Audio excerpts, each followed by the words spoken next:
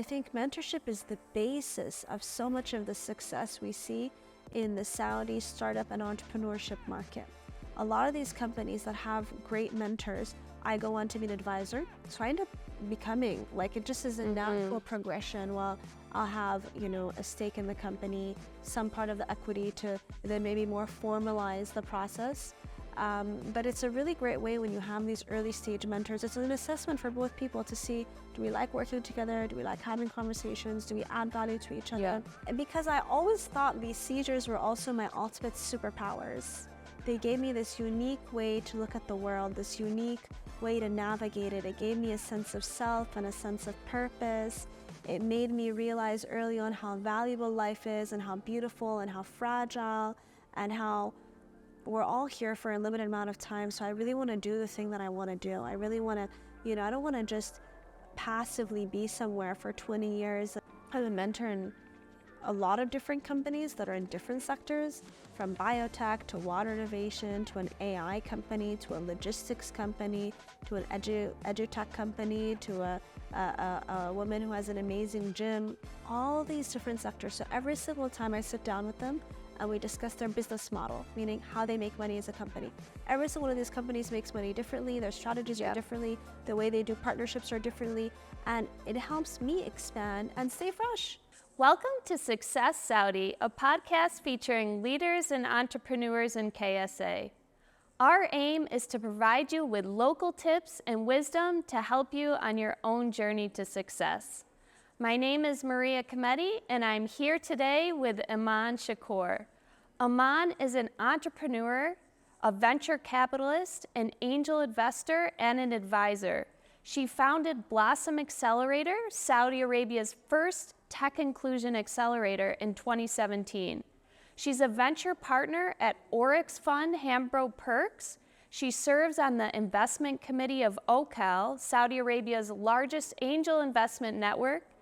And she's a TEDx speaker and has been featured on the cover of Harper's Bazaar and Entrepreneur Middle East. Special thanks to the Marriott Hotel in Riyadh's diplomatic quarter for hosting us today. And thank you also to Saudi Gift Gallery, providing locally made culture gifts for businesses and events. You can find them on Instagram at Saudi Gift Gallery. Thank you, Emon, for being with us today. Can we start off by talking about where you grew up and what you were like as a kid? First of all, thank you so very much for having me today. It is an absolute pleasure. I'm a huge fan of this podcast and I've been following it for a while. So when you asked me to come on, it was truly, truly a pleasure. I'm even like a tad bit on the end of being sick, but it's so worth being here. So really appreciate it. So I grew up in Jeddah, which is the western part of Saudi Arabia. And I grew up snorkeling and diving and kayaking and just exploring the beautiful Red Sea. If anyone hasn't done that, whether they're from Riyadh or they're from outside of Saudi, highly, highly recommend it.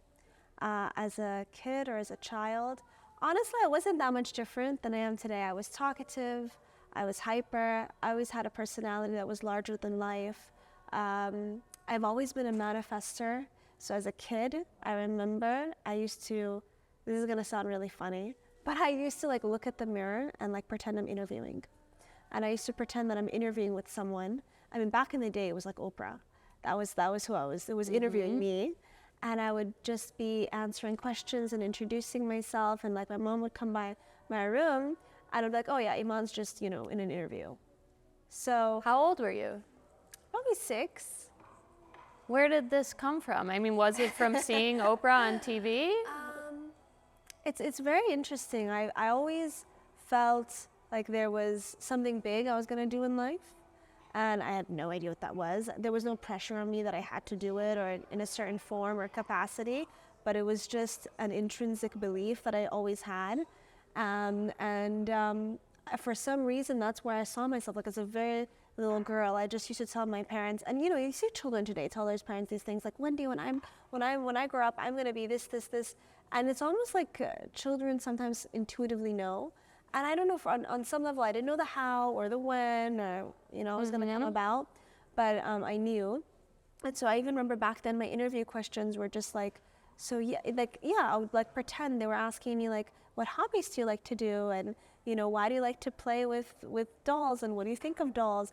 And it forced me to also somewhat have an opinion on everything from a very early age. So not much has changed over the years. I've just been able to have a why, a more clear one as I got older. And yeah, I guess that today when I see kids and how they are, I'm just like, oh, they're perfect. They already know. And so, I mean, to anyone, I'm not a mom yet, not married yet, but to anyone I know, you are an amazing mom. I always encourage, yeah, let the kid just, they seem to know things a lot of the times better than we do. So how was your family life? I mean, did you guys all spend a lot of time outdoors? Good question. For sure. So nearly every weekend, if not, you know, twice a week, we would go to the beach. And so our go-to thing was circling, kayaking, just swimming all day long. Together as a family? Just, yeah, like fun in the sun, like building sand castles and having barbecues. But, you know, definitely it was a lot of beach activity. So I kind of just, you know, grew up. And even until today, if I'm ever stressed and I have a really good beach day and I go swimming, it's my reset. And I don't know, I just love the sun. I know too much exposure to it is not great, but it does wonders for my soul and my energy and just like refilling my own cup. So that was a lot of memories I have. And we'd go to, you know, restaurants on Fridays. We have ever since I was a kid, lunch at my grandma's house on every Friday. And my uncles are there, and my cousins are there, and my grandma's there. And we kind of just all come together and, you know, have a good time. So it sounds like a lot of quality family time. Very much so. And what did you see your parents into? I mean, I'm assuming they were like role models for you. Absolutely. I mean, so I have to say, I'm extremely lucky. My parents are the best parents in the world. There's nothing I can ever say that's genuinely negative. I don't even know how they did it. Like, I think to myself, you know, one day when I'm a parent, how am I going to do it? How am I going to? So my dad is a businessman. And so all my life I saw him have multiple businesses. And I didn't fully understand what he was doing because, you know, when you're a businessman, you're working a lot and he's doing a lot of different things. So he dabbled in a lot of different industries. So it was hard for me to understand. Like, it was your typical 9 to 5. My mom started different businesses, but primarily was a teacher for 20 plus years in an all-girls Arabic school teaching English to elementary students. But my parents always made quality time to hang out with my brother and I. So, and we felt part of their businesses and part of their projects. And, you know, my dad would bring me in super early. Like, I remember the first business meeting I attended, I was 6. And I just was there, like, and like these were all super senior people. And I remember, like, some of my dad's business partners used to tell my dad, don't you think you take your daughter to stuff? Like, too much. Like, you know, we get it. Really? Like, yeah, we get it. And my dad used to say, no, she's going to be a business leader. And this is what it is. Like, I come with this package of my daughters coming to these business meetings. And I just thought they were fun and interesting. And, you know, and then with time, as I got older and I was like 15, 14, during the business meetings that I would just listen into and kind of just like be in the back, my dad would be like, well, what do you think, Emon? My dad would be like, me? Well, I guess, And I would feel comfortable to say something because as much as I'm just with my dad. And if he trusts me and then I have something to say, then I'll say it. Now, looking back, I think everyone else was like, oh, my dad's name is Adid. So they'd be like, oh, Adid, he just loves his daughter so much. But he really, in so many ways, was priming me for what was to come. And I just thought it was fun. And my mom is also very, very, very emotionally supportive. My mom really helps with the mentality of there is nothing that's hard or really difficult to reach. You can cultivate it. Mm-hmm. And if you keep going, you will bring it into existence. And she very much cultivates also the spirit of you are worthy, you are deserving, you are the most worthy, you are the most deserving. So I honestly grew up in that environment. And so that's why I call my mom like my momager, basically, my dadager in many capacities. And today in the startup ecosystem, in many of the conferences like STEP and LEAP and FII, many people, like my dad will get invited on the merit of his own company, and I'm invited on the merit of my own company. But many people in the ecosystem have probably met my dad because he's very often, and he's not retired, he's still at it. How interesting. He'll, and we'll kind of be like a duo. So from being exposed to that business environment from a young age, I'm sure you just became really comfortable and that became second nature to you. Yeah, I mean, somewhat. I mean, obviously, like actually executing, getting a contract. Being the one in charge. And being the one in charge. And I own 100% of my company, and my industry is very different than that of which my dad's companies are in. So there were still many things I was like, I don't know, how do I do this? Very much so for the first time. And I also started very early. I started this very company, Blossom, when I was 23. And so with that comes like, I'm in a room with everyone 40 and above. Yeah. And it feels a little daunting. It does feel a little, but if it weren't for all the ways that they enriched me, I don't think I was ever going to be able to do it at 23. Like, you have to be a little crazy and like overly confident to actually at 23 step into, and be like, oh yeah, that's fine. But it wasn't always like I was so comfortable. It was sometimes lying to myself. Like, I actually inside feel like, oh my God, what am I doing here? And like, how am I doing this? And people must think that I'm so much younger than my age and da-da-da-da-da. But then I would just kind of fake it till you make it and just exude the confidence, even if I didn't always feel it. So it wasn't like easy, but they primed me to be prepared mentally. Mm-hmm. Yeah, that's what I'll say for sure. So who are you today, personally and professionally? Interesting. Personally, I love life. I'm a person that's very full of life. I'm a very optimistic person, very positive, 100% in all situations in life, a glass half full kind of girl. Naturally? Just naturally. I just have I feel like I just think I have extra serotonin, I don't know, floating around in my brain. Even amongst my friends, I'm just the one that's always funny and outgoing. I have a lot of energy. So even if I work 14-hour days throughout the whole week, Thursday night I'm like, come on girls, what are we gonna do? Where are we gonna go? Everyone come over to my house. And then Friday I have energy, and then Saturday I have energy. So that's just intrinsically how I am, very outgoing. And I feel rejuvenated by people's energy. So if after this podcast, I'll be flying. So that's the same thing after I speak on stage or after I finish a proposal, or I don't know. So that's been the same since I was a kid. So personally, that's who I am. And I love to find time to travel, to experience new cultures and new countries, and the very, very early stages of attempting to learn Spanish. Oh, yeah. So that's like my side hobby. I love all kinds of creative stuff. I'm really into stand-up comedy. And I try to write some of my own. I have no intention of performing publicly anytime soon, but this is for my very close circle. And it's just a way of a creative outlet for me to get out of, whatever. Anything awkward that happened that week or uncomfortable, it's for me more exhilarating to wrap it up in a joke so we can all kind of laugh about it. And are you able, being the driven entrepreneur that you are you able to kind of switch and turn it off and give your 100% focus to these other things like the comedy and the travel? I wish. So definitely not. No, definitely not. But I try my very best to not lose sight of my hobbies and the things that made me happy as a child way before I started a business or had a career or started working, like when you formally start working, and start building towards your career, because I don't want to feel like part of my soul is lost or is just only in this rhythm of the day-to-day.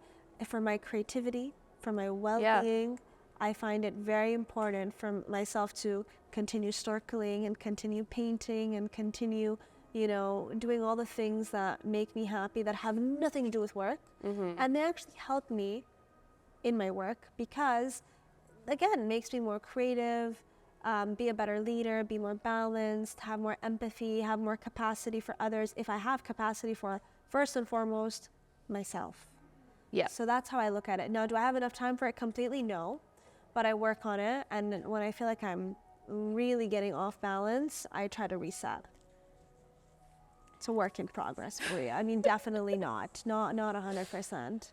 Maybe next time you'll interview me, I'll be like, I've found the way, but no, it's a work in progress. Yeah, but you know it's important and you make time for it when you... As much as I can, yeah, for sure. So tell us about Blossom. Who does it serve? How do you help them? Awesome. So Blossom is firstly known as the region's first and leading tech inclusion accelerator and ecosystem builder. Essentially, what my company does is we organize all kinds of entrepreneurship and innovation programs. What does that even mean? That means all kinds of programs that serve entrepreneurs. That can be accelerators, and we're first known for accelerators, given the name Blossom Accelerator, but we've expanded to do many, many more programs. Corporate innovation programs, hackathons, incubators, running co-working spaces. We currently operate one of the larger co-working spaces across the kingdom, which is in Tabuk, which is one of the co-working spaces that is part of NEOM, consolidating angel networks. And so all these different programs that I'm speaking of, essentially the end beneficiaries are the startups, the entrepreneurs. And we've served anywhere from ideation, pre-seed, all the way to Series A and Series B entrepreneurs. And so they're recipients of many of these programs that we operate on behalf of corporates or government entities as well. Okay, and where are they, your customers, or where are they coming from? I mean, are they from universities? Are some of them from overseas? Who are they? Excellent question. So in the capacity of we as Blossom, when we operate these programs, accelerators, and so forth, we work a lot with government entities, Saudi government entities, and even international entities. Like we're currently right now running a program for the University of Texas, Austin. And it's an ongoing women mentorship and networking program to uplift more women to go into tech and start companies that are venture capital backed. And so that's a client of ours, and they're all the way in Texas. And funny enough, I've never been to Texas. I hope to go.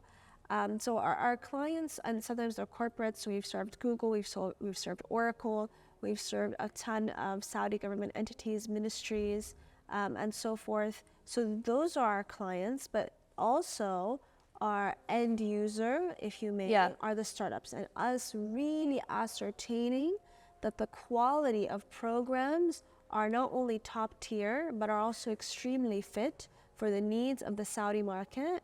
And should have very exciting news, but this year we're also more formally expanding. We've already served these countries, but by more formally expanding, meaning setting up offices this year in Oman, Kuwait, and Bahrain.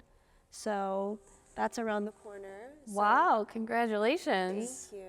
This is your first move internationally? I mean, to actually set up programs internationally? So we've done programs before. We've actually served 9 different countries. Oh, yes. So we've amazing. done programs in other countries, but this is us more formally, having people on ground constantly. Whereas before we would run a program, for a few months, conduct an accelerator or a hackathon, and then still our mothership is still out of Riyadh. And our mothership will maintain to be out of Riyadh, but now we're going to more formally ongoing year-round have programs in these new countries. So super exciting. That means this year will be full of plenty of travel, but I do love the traveling. And I think I manifested that as a kid. So I used to see my dad also always traveling, and I used to tell my mom, when I grow up, I want to travel all the time.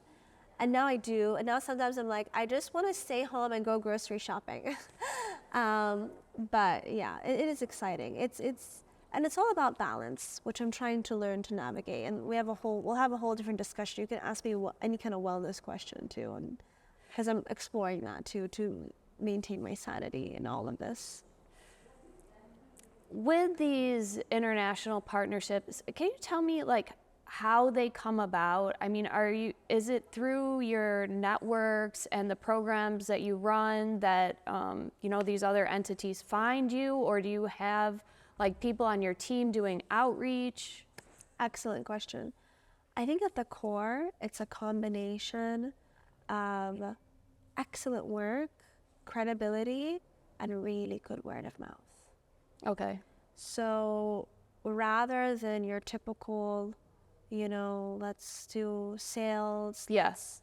hire all these BD people Right. and comms people, I think at the core of it, it's start, don't wait. Like for example, one of our, for many years, our first Blossom programs, hackathons, accelerators, were all front-facing Blossom brand, as the brand of Yep. Blossom, to build up people's trust in us, for these entities to get to know the work that we do, for them to see the outcomes, for them to meet the entrepreneurs, the Blossom alumni companies that have come out, which sectors we served, what stage of the companies. And then, and that was a lot of hard work to build up that reputation. Yep. Because a lot of times when you're working with government, not a lot of times, all of the times you're working with government, you're up against not only the best of the best, but also a lot of international entities that have that track record because they've been, within the market longer.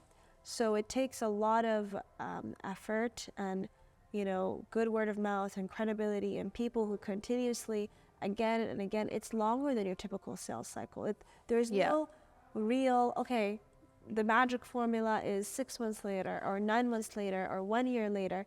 I really believe this is an ongoing process of years of an effect in the ecosystem where you go to a dinner and this person's name is mentioned and someone else is like, oh, I know this person, or I worked with them on that project. Oh, really? I used to work at that entity.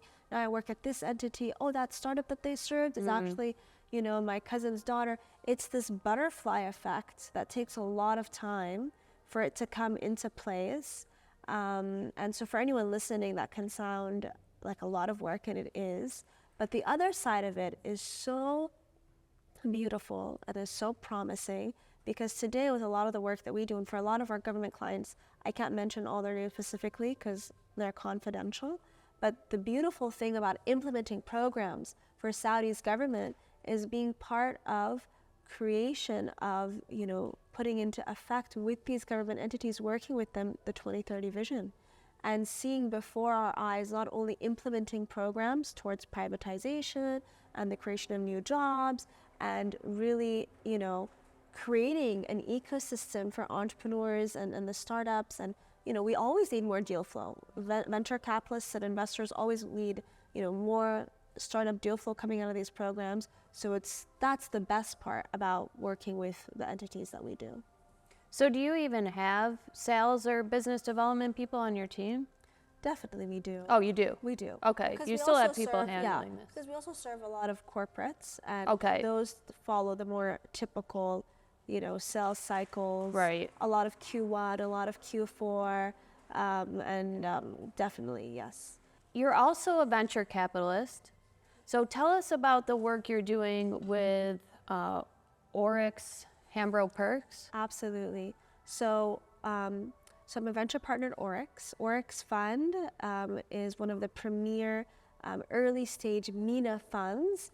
And I would say nearly half of our investments are Saudi companies. We invest very early stage. Pre-seed and seed are our sweet spots, but we do deals and execute them all the way from pre-seed to pre-series A. Oryx is one of the funds under Hambro Perks, and Hambro Perks in itself is an international investment firm out of London, the UK, that houses many funds, 3 out of MENA, and Oryx is one of them, the one that I'm a venture partner on. And essentially we invest primarily in 4 sectors: edtech, fintech, health tech, logistics, and then we also look at a lot of companies that are anywhere in the enterprise B2B SaaS play. We find those companies interesting, but primarily the 4 sectors that I mentioned. You mentioned putting yourself around an angel network. You're an angel investor yourself. So can you tell us about that? What is an angel investor and what kind of work do you do? Okay, awesome. So I started angel investing about 1.5 years ago. Angel investing is essentially we're the people, every individual can coin themselves an angel investor if they actively invest in early stage companies across the year. So I personally invest around 5 companies per year. And what that means is when a company is fundraising, it's harder for them to raise from a venture capital firm. Because what a venture capital firm is we're managing this money and investing on behalf of our limited partners. So money injected into the firm and we're investing professionally on their behalf. As an angel, it's your own money. So it's up to you if you want to invest in company A or B. And typically those are really interesting to startups because a startup, if let's say you're an angel investor and I come to you with a really great idea I have, it's your own money. So it's up to you to say, you know what, Emon, I'll invest. I'm going to ask you all these set of questions. It's your own process of due diligence, of looking at it and analyzing it and deciding if that's the best company for you or not. That's very attractive to startups because it's a quick way for them to fundraise before they run out of cash. Whereas with a VC firm, because you're professionally investing on behalf of the limited partners and, you know, essentially what they've put in and then invested into the fund, it's the processes are just way longer, more different, more structured. It's going to take a lot more time for a startup to raise from a VC. So angels usually are the earliest to invest because it's quicker, it's easy, it's, you know, it's not like you have one meeting and it's like yes or no. You're talking to the person in charge, to the person who's going to say, okay, I'll take this amount of money out of my bank account and invest it into you. So that's what an angel, and we're called angels because the coin was obviously just out of Silicon Valley. Angels being we're the people that save that company early on or really help them grow. We're their angel for them to really be able to have enough money to even go to the market to then contact the VCs as well and have them also fund you. But they need some of that initial money, and that's what angels play. And would a company generally like work with one angel investor, or is there more than one? Okay. You need a lot. So typically, if you start a company, let's say you're raising a round. Raising a round means however much you're raising right now. So I'm going to just say, let's say company X is raising $1 million. First of all, raising this $1 million, even if it's 500,000, raising that amount, it's going to take time. It's going to take time. It's going to take a lot of different people, a lot of different entities coming together to help you close that round. Typically, these rounds can be open for, depending on, you know, market conditions, anywhere between 6 months to a year. You're just fundraising, like the whole year. That's all you're doing. You're fundraising. Oh, Maria, did you see my pitch deck? Oh, let's have a follow-up meeting. Oh, you need more information. You're sending more information. Oh, you're in due diligence with this investor. And so essentially what entrepreneurs, really good entrepreneurs do is they talk to everyone early days. They talk to all the VCs. They hit up every angel investor they can think of. And to get to closing that entirety of that amount, because you'll get so many no's. You get so many no's. It's mostly no's. It's like being an actress in Hollywood. Before you eventually get the one yes, then that one good yes from a reputable name, reputable angel, reputable VC will help pull in the other yeses as well. But so you'll need, and it really depends on the founders, but it can go up to, we've seen 30 angels. But what will happen is sometimes, if these angels are part of a group, like I serve on the opportunity or investment committee of OQAL, what will happen is if we're both part of this angel group, and so if you're investing 10,000 and I'm investing 10,000, instead of that company saying Marie is a shareholder, Iman is a shareholder, Mohammed is a shareholder, we all are under one essentially, name or entity, as an entity name, investing into this company. So it's not so messy for them, then they end up having like 1 million owners into the business very early on, if that makes sense. And then what's your role as an angel investor? The best role in the world. Really? I get to talk. Yeah, I love it. I mean, it's very, so I also advise a lot of companies in exchange for equity into the company, and that's synonymous. That's synonymous also with a lot of the work I do as an angel investor. So if I invest, it goes without saying, let's have calls whenever you want, text me, we brainstorm around strategy. This didn't work, let's try this. Iman, can you do an introduction? So if you're financially investing into a company, they kind of have free Yeah, basically. range or access to you when they need it? That's like with pleasure too. Okay. So and with pleasure. Okay. It kind of just comes as part of the package, because with these early stage companies, the most valuable thing I can give them is not the money. You know, the most valuable thing I can give them is my network, my resources, me being a door opener, me being a good listener, me being empathetic to their journey. That's what's going to really help them get customers and stay in it for the long haul, and for them to really feel supported. Because sometimes you get the money and you're like, am I doing it right? Am I spending it right? Am I doing this right? And we forget. Always. Yeah, entrepreneurs are learning too. You know, they're learning and they need people. I always tell entrepreneurs, really be careful who invests in you and who is on your cap table, who's, you know, with you in your company. You want people that you can trust. You want someone who you feel comfortable having lunch with, having coffee with, you can be yourself with. It's so much easier than to say, oh my God, I'm in a really difficult position with XYZ and what's happening. I'm having a small dispute with one of my co-founders. I'm not sure how to resolve it. And so angels and advisors play the role of, well, listen, this is my sage advice. This is what I think should happen, but doing so empathetically. And if you could give them money too, I mean, invest as well. That also obviously helps. How do you help aspiring entrepreneurs go from idea to action and overcome that fear of failure that you just see in so many aspiring entrepreneurs? Oof. I don't know if there's one particular way, but the best way to overcome fear is to just look straight at it and walk right through it. Meaning, if you're afraid to write that book, write it. If you're afraid to start that company, start it. And the how, I think offering a really good support system. So for example, one of the initiatives that we run for Blossom that's completely for free, nonprofit completely, is we have an arm called Blossom CSR, Blossom Corporate Social Responsibility. This arm hosts multiple events and programs on a monthly basis, sometimes more than once a month. And all these events and programs are aimed to really help early stage entrepreneurs in particular, uplift them, empower them, help them start, scale, whether that means access to resources, access to networks, case studies of entrepreneurs within the market that are actually doing it. And then anytime, you know, these events are happening or these programs are happening, I'm around for any Q&A, for any mentorship that they need thereafter. So these are all ways in which we want to give back to help people really not be afraid. And also, I will say, a lot of people come and they say, this is my idea, this is this is what I want to start with the idea. I can't tell you. Let me tell you why I can't tell you, and I think most people can't tell you, hey, this is a good idea, this is a bad idea. The best way is for the entrepreneur to really analyze the problem. Is it really a problem?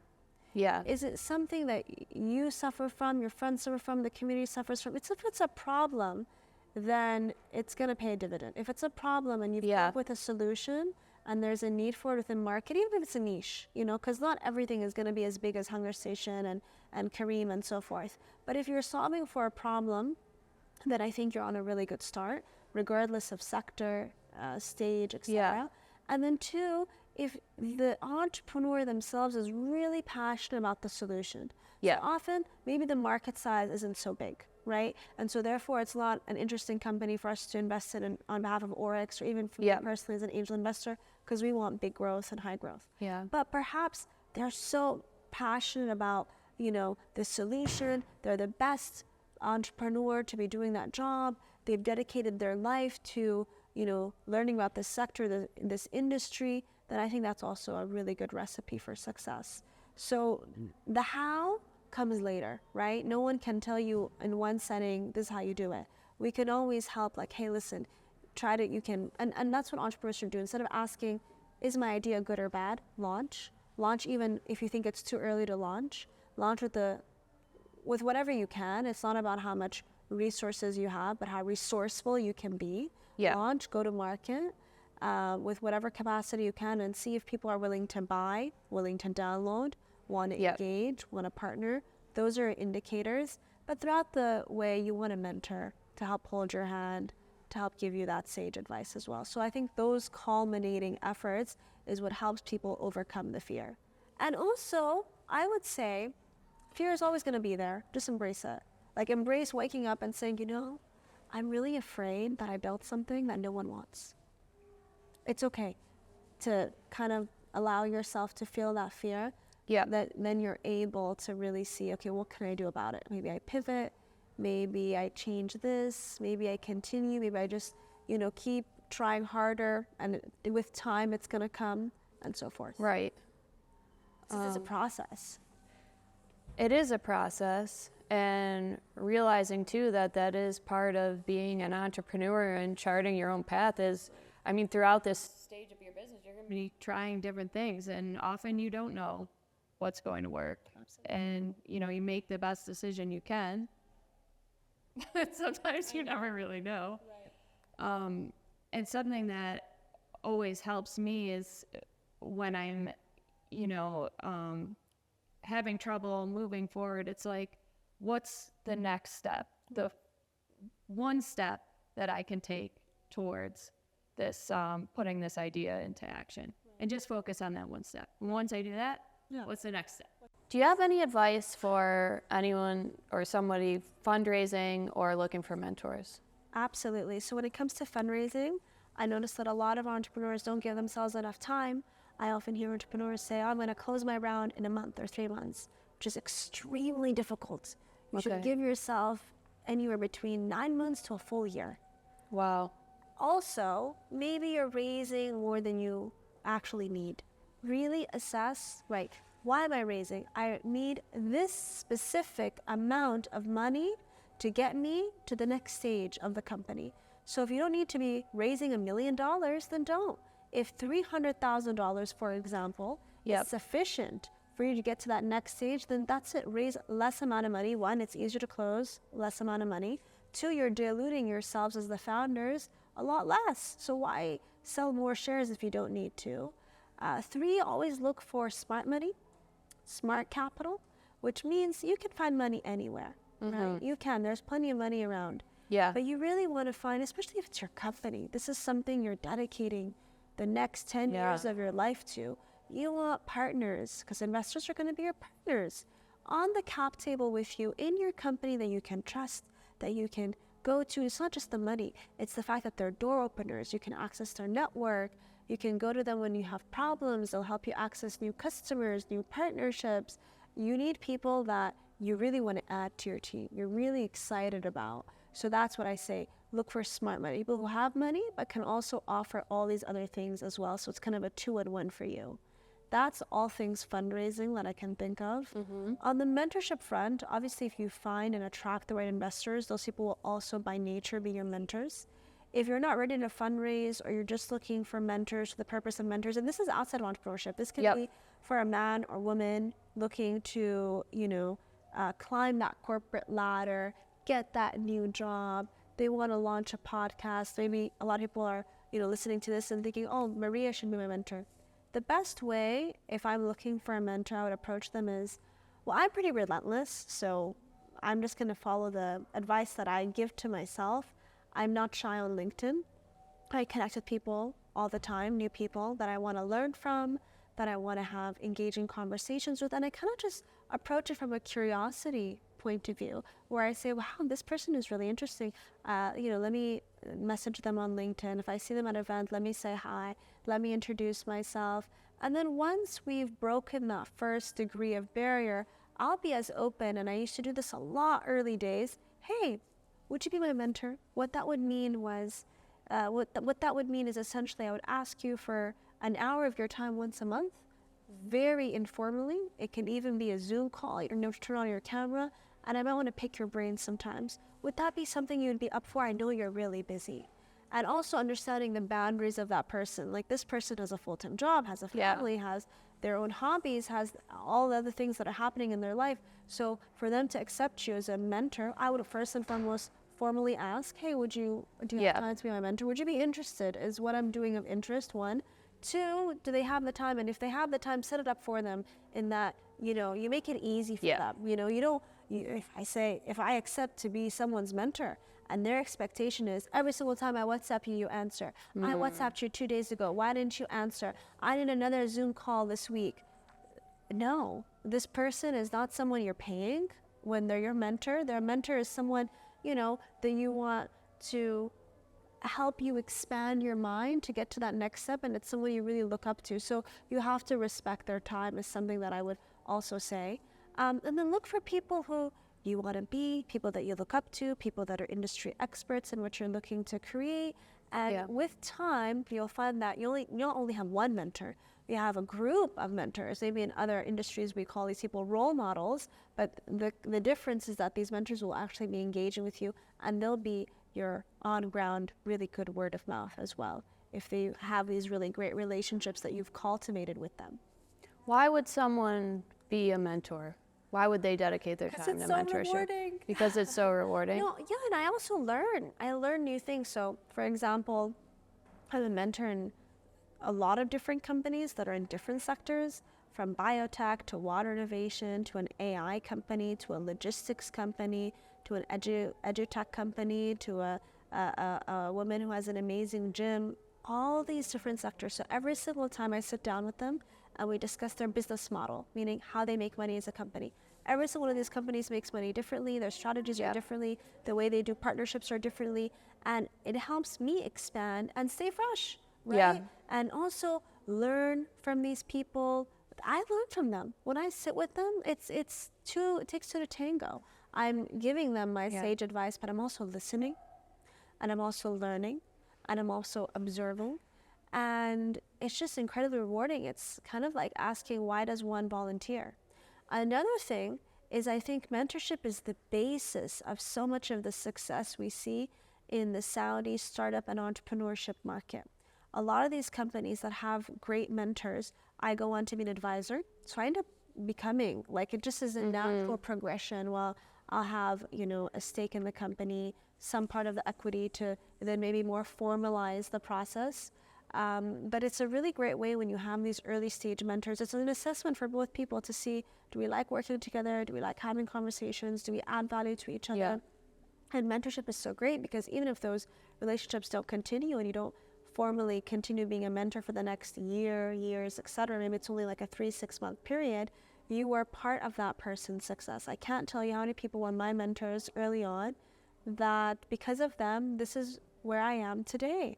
And I would just contact people and, friendly chats here and there. And I think it's really important for people who are the CEO of their companies, even if they're not naturally extroverted, to learn to be that person who's a connector, who's a people person, who's having the coffees, who's asking for advice, who's open-minded, who's open to constructive criticism.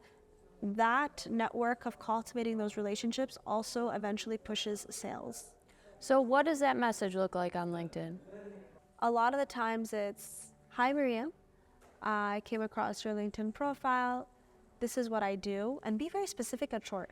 Yeah. I do XYZ. I started an accelerator that focuses on XYZ, or I run it for XYZ. I noticed that you also do something. Like, there's a reason why you're reaching out to Maria. You guys have something in common. Mention that thing in common. Yep. And then send a message.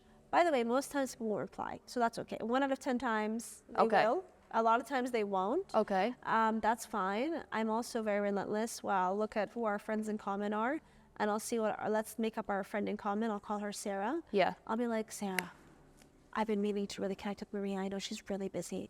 She probably doesn't check her LinkedIn messages. You think you can connect us? Or maybe if you have coffee with her next time, could I come and just introduce myself? They'd be really great. So a lot of that as well. And I often, just the other day, I was at the Garage, which is a huge co-working space, the largest in the MENA region. And I go, and 2 different entrepreneurs came up to me and they go, oh, you look really familiar. I think you have that company, Blossom. And I said, yeah. I'm like, oh, I'm sorry, have we met before? Because I meet so many people, I forget. I'm like, have we met before? And they're like, no, but I follow you on LinkedIn. And I go, really? And they go, yeah. And they're like, I saw that you're into this and into that. Like, they knew. And I was like, well, tell me what you do. What do you do? And then we started, we just recently connected, and that could turn into a mentorship, essentially, a mentor. Yeah. Yeah, so it's things like that. You mentioned talking to, were they women or at the Garage? Oh, actually they were men. Oh, the men that approached you at the Garage. Yeah. Connecting with them. Any other suggestions on places to network or like interesting activities in Riyadh? So go to all the entrepreneurship and startup events. Come to LEAP 2024, which will be March 4 to 7th. I'll be there as a speaker across multiple stages, as a judge on the startup competition, and I'll actively be working all 4 days as an investor at the Investor Lounge. So anyone wants to come to me and speak to me about potential avenues of investment, whether that's me personally investing in them as an angel, or talking to them on behalf of Oryx Hambro Perks and looking to see if their company would be a good fit, definitely come to LEAP. Can anyone attend? Anyone can attend LEAP. And what exactly is LEAP for those who don't know? Oh, it makes me happy. Yeah? LEAP is the largest tech conference, arguably in the world, just in terms of number of attendees and how large the conference is. And it's a culmination of you going to learn, hear from speakers and workshops across various stages on, different technology trends, VC trends, learning about all things startup methodology, entrepreneurship, investments, connecting. You're connecting with corporates, you're connecting with government, you're connecting with other startups, you're connecting with angels, you're connecting with VCs. So it's just this melting pot of the entire ecosystem of the MENA region coming together. And it's the largest tech event that's out of Saudi, and one of the largest, if not the largest tech event in the world. So it's an incredibly exceptional opportunity for entrepreneurs who are looking to fundraise, get customers, find mentors, all of it. And then I would say, additionally, which I've already mentioned, we as Blossom have these monthly events and programs as under Blossom CSR, Corporate Social Responsibility. Everyone is invited, everyone is included, men, women, young, old, different sectors. I have an idea, I just started a company, I'm pushing revenue, I'm fundraising, I'm scaling. Everyone Just curious. I'm just curious. I might wanna change career paths, switch sectors, whatever. And essentially what we do is we offer opportunities to hear stories, have Q&As, get mentorship, really connect to other people, other entrepreneurs, government entities as well across these various different programs as well. And if anyone tuning in just continues to follow Blossom across social media, you'll find the next event. And we have them sometimes even more than once a month. So in February, we're going to have quite a few events as well. And that's going to continue through Ramadan, after Ramadan, and so forth all throughout the year. So I'm very excited about that kind of stuff, just because I also get to meet new people through that. And it's exciting for me.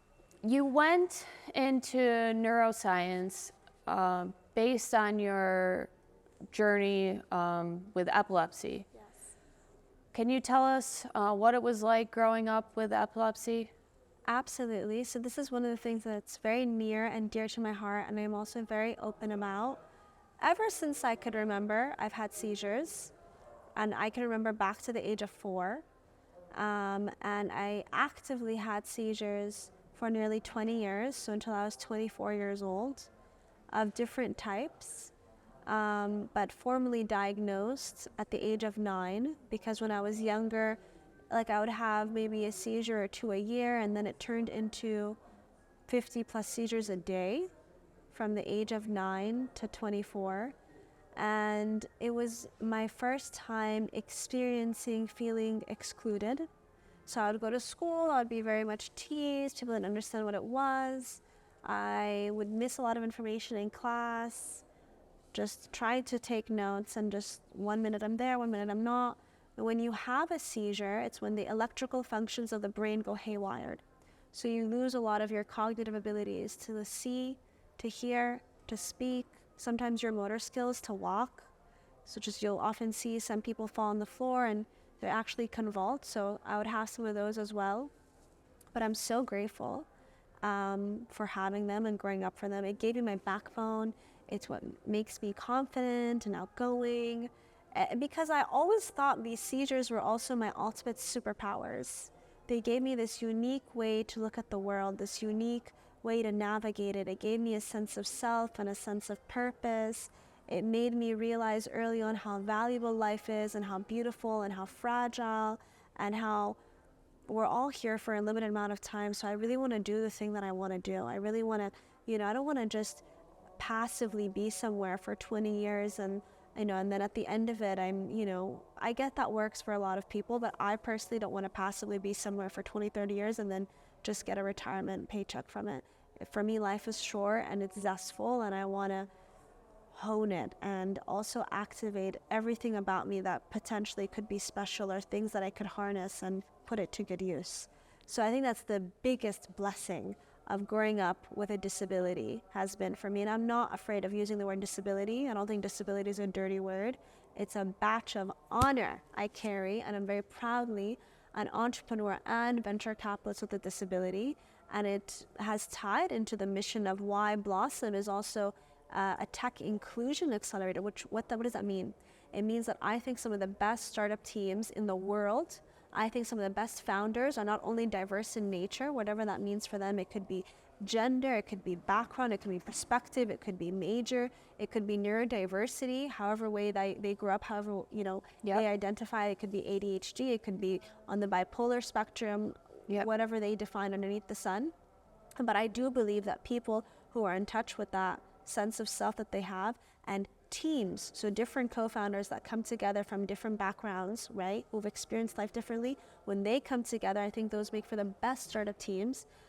Those startup teams, in my opinion, are not only more innovative, they're not only able to solve problems, the world's most pressing problems, solving them innovatively, but also I believe that those companies are very interesting in terms of yielding a higher return of investment. And I'll tell you why. If I brought 3 people that come from exactly same backgrounds, 3 girls like myself who grew up with epilepsy, that are from Saudi, what new perspectives and way of thinking are they bringing to the table? Often not that much difference. And so I think our accumulation of different experiences is how we're going to be able to be innovative, to solve problems creatively, and also we're at a time in the world where there's plenty of things that need to be solved in new creative manners, and that's what we need, the power of these people and their differences brought together to take that on. So that's why I always say inclusivity not only yields more innovation, but also more investment and economic return. That's like probably my thesis of life. If I had a TED Talk, it would be why What you have. inclusivity.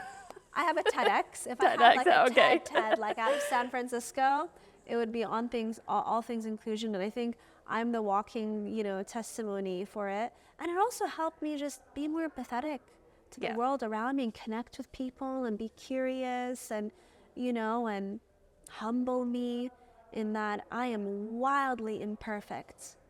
And that's okay. I used to struggle, and I still do, with being a perfectionist. And I think there's so much beauty to just showing up as you are. Yeah. I think, some of us, as we get older and just, thinking about our lives and how our early experiences have shaped us, and but as a kid, like, the last thing you want is to be different. Yeah. And so, when you were young and dealing with this, like, what helped you get through it? Well, it was really hard. It was gruesome. I was bullied a lot in school just because, other kids didn't get it, right? They just didn't understand. They weren't trying to be evil. They didn't mean to. It just, it was weird. It was for sure. Let's just call the elephant in the room. It was weird. Yeah. Okay? And I grew up feeling, gosh, why me? Of all the other kids in the world, why do I have to have this? Yep.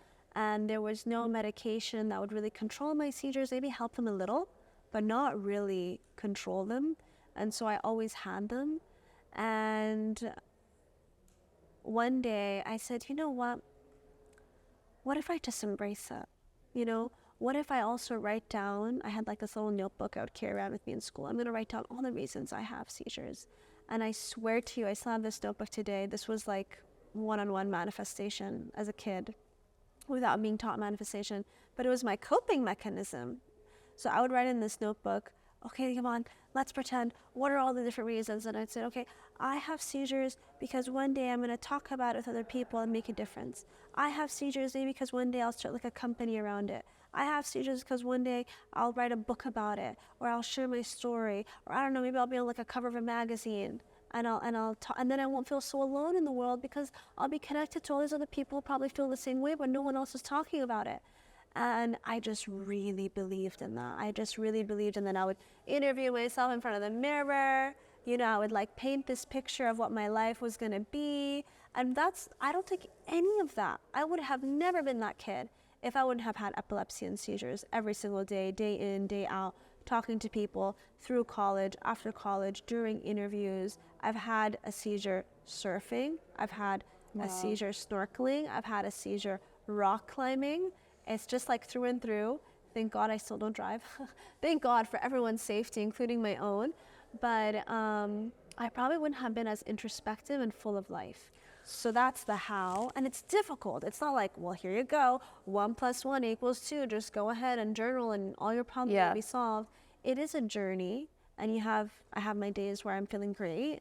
And I have my other days where I'm like, ugh, today's going to be a difficult one. Yeah. But that's okay. We don't have good days every day, but we're strong people and we still make the best of it. And we need the bad days to appreciate the good ones. Exactly. Were you in therapy when you were young? Like what, No.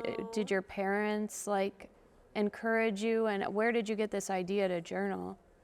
I've always loved writing, and my parents never gave me any shortage of their love and attention. So anytime I would journal, I would also turn them into mini poems, and I would recite them for my parents about like feeling lonely or left out or bullied or picked on, and they'd be like, let's hear your performance, Iman, like let's go, we're all ears.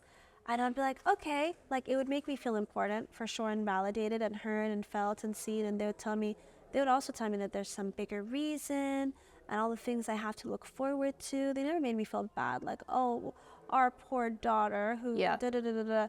They'd be like, our daughter's amazing. Are you kidding? Like, they literally would tell me that, like almost like they were my Tony Robbins. They would be like, our kid's amazing. She's so smart and intelligent and also beautiful, and she is now going to school bestowing wisdom on her teachers and on her classmates, and she's helping her classmates, you know, understand their world better by her being part of that classroom. And so what a gift. And I'd be like, yeah, you're right. You're right. What a gift. I mean, it could go into, and maybe perhaps, I mean, again, I'm not a parent myself, so I could see how potentially for some people that go to a different direction where like the kid is like, you know, turns out to be crazy and like is too full of themselves or whatever.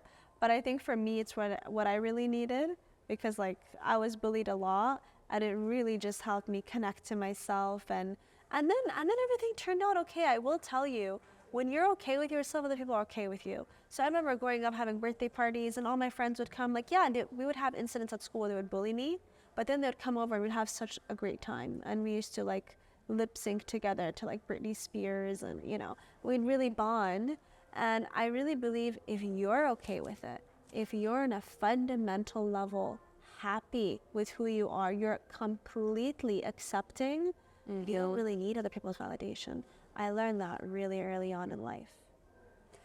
Do you have any advice for parents of children with disabilities? Yes. Namely because, again, I really do believe I'm the best parents. It's a combo of really embracing your child for who they are and how they are, you know, and really looking at it as a blessing. Not like, oh, woe me, my poor kid. But you also want to help them access the best of the best doctors and the best of the best, you know, hospitals and research, and look at all the different ways you help them cope. But I would say, and I've seen this amongst other parents, where they make their kid feel bad about themselves. Like in the pursuit of them taking their kid to the best doctor or finding the best therapist. And kids are really smart. So if you're a mom sitting there, like crying about it and like, oh, woe me, or on the phone, if the kid hears you like telling a friend of hers or complaining to, you know, whoever about how they're so sad that their poor kid, oh, woe me, oh, woe her, oh, woe the kid, you know, for having this, you're really demolishing that person's self-worth and self-esteem and overall confidence. And I think the best thing parents can do is just love the freaking daylight every molecule of that child and like fully accept them, not because, well, I'm going to accept you even though I think you're not perfect. No, you really, like it's on every parent to do their own healing, to really come to a place for them to understand, not to control your kid or try to mold them into something that they're not. So this even goes beyond having a child with perhaps a special need.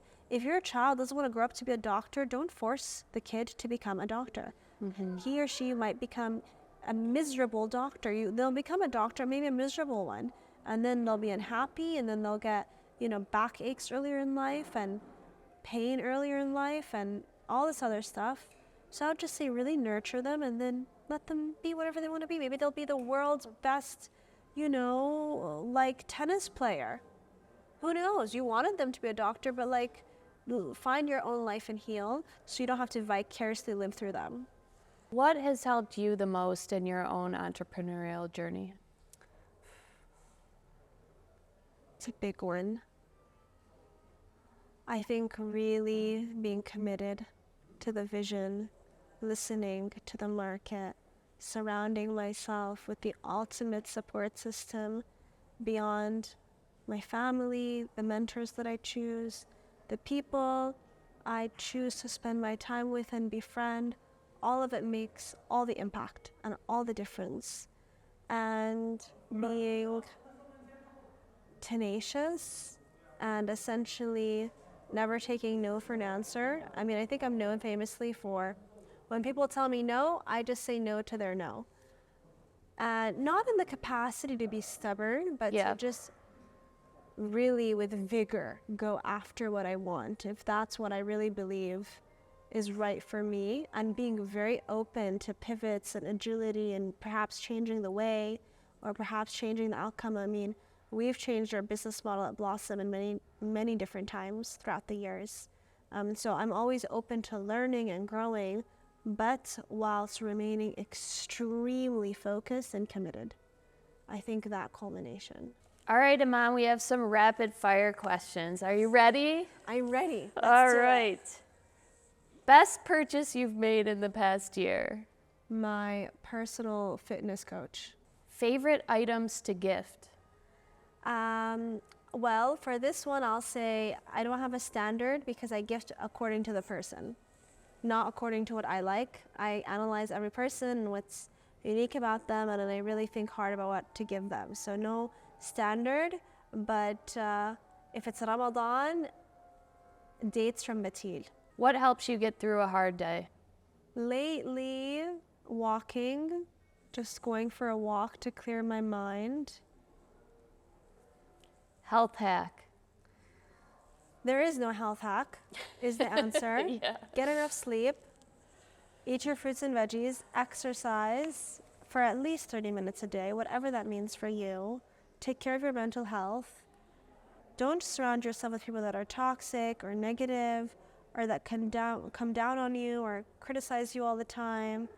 Be around people that are positive, who want to conquer the world, who root for you, who speak very good of you when you're not in the room, who don't engage in gossip. Not like if you're with friends that are constantly gossiping about others, you best believe they're gossiping about you too. So just really clean out who your inner circle are and take care of yourself and prioritize yourself so your cup can be full and so thereon you can give to others. Emon, what are you looking forward to in the coming year? This coming year, I'm looking forward to further expanding and expansion of the company into new markets and impacting and empowering and uplifting more entrepreneurs. I look forward to personally growing in many capacities. I always keep learning, so there's a lot of new courses that I'm going to be taking, and new books I'm going to be reading, more podcasts I want to be listening to, and really centering myself more and really mastering emotional agility and not allowing for outside forces to shake me from within. How can everyone follow you in your journey? Well, you could follow me personally, Emon Shakoor. I'm most active on LinkedIn and Instagram. and try to answer anyone who messages me as much as I can. If I miss the first message, feel free to send me another one. And then for my company, you can follow Blossom Excel. So just the word Blossom, and then Excel is ACCEL, across all platforms. And I hope to meet you in person, to anyone listening, at our next Blossom CSR event. So keep staying tuned, and I would be honored to meet anyone and answer any questions I can in person. Amazing. Thank you, Emon. Thank you so much, Maria.